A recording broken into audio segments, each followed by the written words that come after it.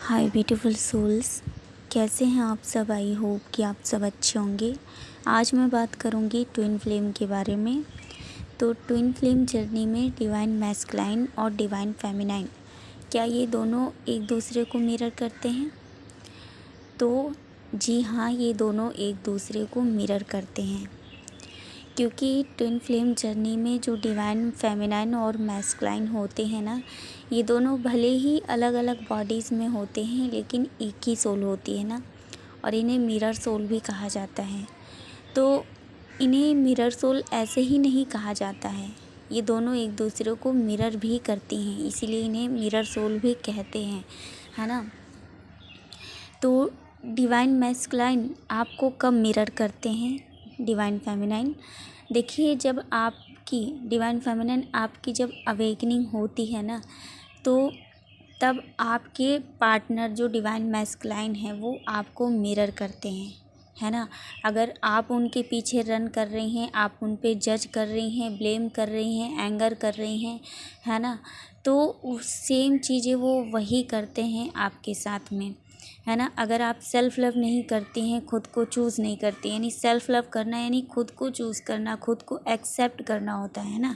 लेकिन अगर आप सेल्फ़ लव नहीं कर रही तो आपके पार्टनर भी आपको दिखाते हैं कि वो आपको चूज़ नहीं कर रहे हैं, आपसे आपके पास नहीं आते हैं, आपसे प्रेम नहीं करते, वो ऐसा दिखाते हैं, है ना।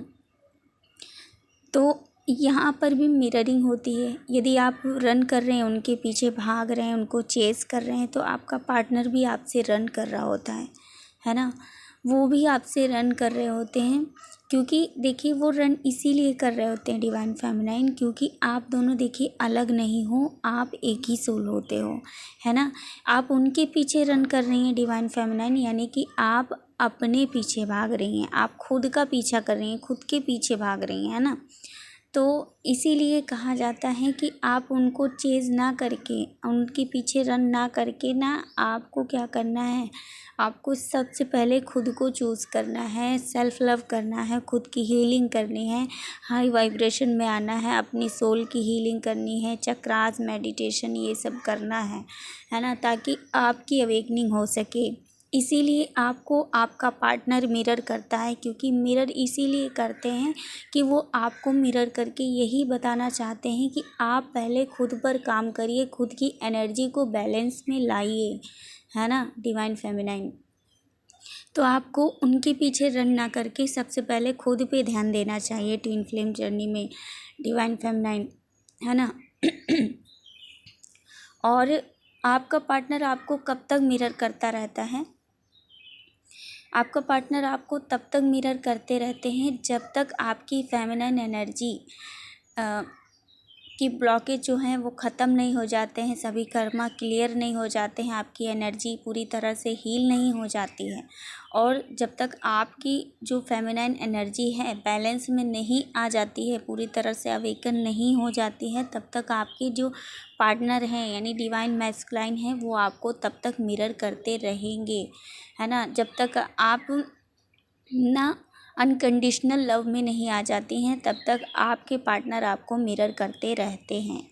तो आप अपने पार्टनर को कब मिरर करती हैं? देखिए, आप अपने पार्टनर को मिरर कर पाती हैं जब आपकी फेमिनिन एनर्जी बैलेंस होने के बाद, अवेकन होने के बाद, आप जब आपकी मैस्कुलाइन की अवेकनिंग की बारी आती है, उनकी अवेकन होने की बारी आती है, तब आप ना उनको मिरर करती हैं, अपने पार्टनर को।